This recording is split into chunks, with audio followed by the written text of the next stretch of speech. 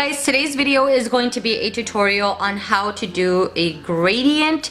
I mentioned that I was doing gradients in my project polish video and you guys wanted to see a video, so here it is. I am still learning, by the way. I haven't had much practice. I started doing gradients when I started doing project panning, and this thumb right here is a perfect example of how not to do a gradient, but you know, you live and learn.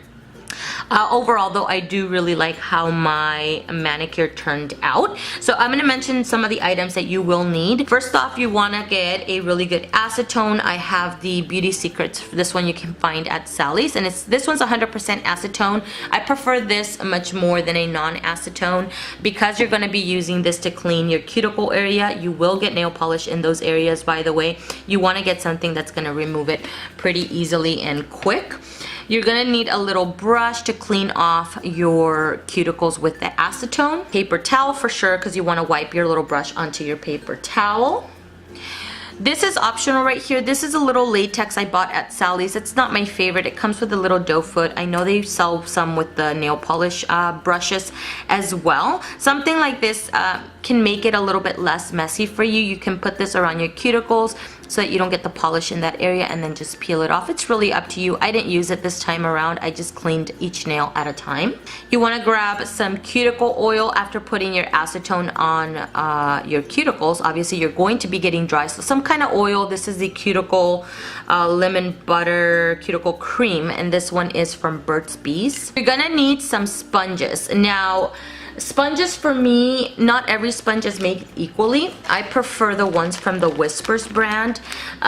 These right here I bought at the dollar store, and I just want to share with you guys the difference between the sponges. This one right here. Alright, this one right here is from the Swispers. I used one for my entire hand. You know, it saves you a lot of money. And this one right here is from this line right here, which is the Wonder Wedge. I believe I bought it at the Dollar Tree or the 99-cent store. I don't know if you guys can see the size difference. I feel like I get more usage out of this one, number one. Number two, this one tends to be a little bit more not rubbery, but it's not quite as squishy or bouncy as this one, and I feel like this absorbs the polish really well. This one for some reason tends to absorb it too quickly, and once that you start applying it to the nail, some of the sponge tends to stick to the nail. So I just prefer something like this better. Lastly, you're going to need, of course, polishes. You can use one of these three colors right here, which is what I use for my gradient, as a base. It's really up to you. Today I used a white base, as you can see right here. You can use for your gradient 2 polishes, 3 polishes. It's really up to you. I went with 3 this time around. And then you're going to need a top coat, whichever top coat you like. This one right here is the Pro Effects Supreme Gel. This one I got at Walmart. This polish right here is from Salon Perfect. This one is called Orange County Cruisin.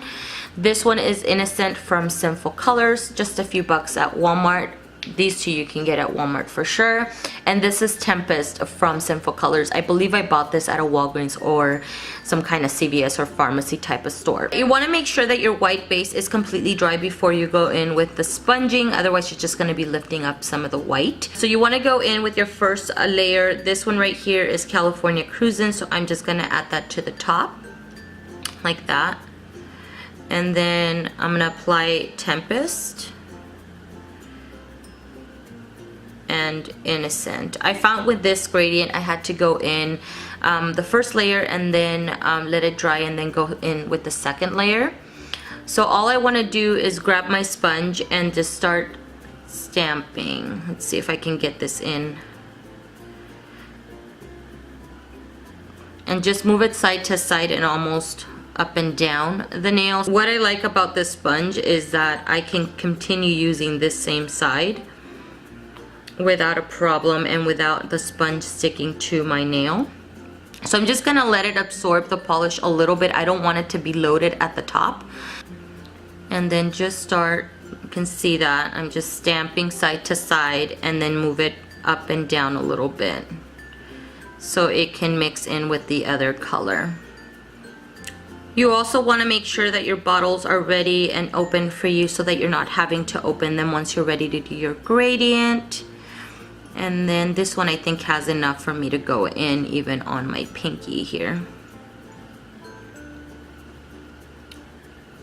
So that's the first layer. Alright, so now that it's dried up quite a bit, I let it sit for about 30 seconds. I'm gonna go in with the second layer.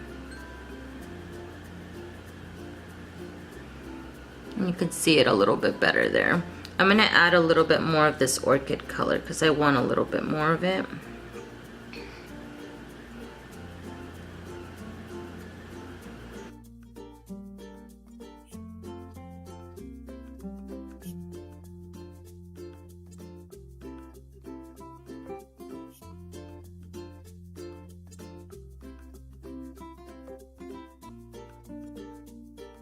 Once you're done with that, you want to pour your acetone into a little cap. Grab your little cleaning brush right here, and I'm just going to dip into it. I have my paper towel right here, and just start cleaning off the edges here. I'm just going to show you this one nail because I don't think you guys need to see every single nail.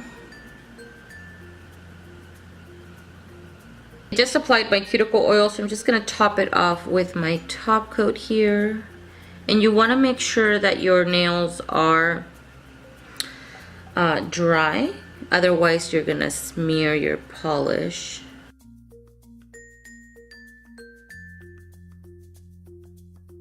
Alright guys, that is everything for this video. I hope you guys found it helpful. I'm sorry this video was a little bit on the longer side, but I wanted to make sure I gave you guys as much information as I could.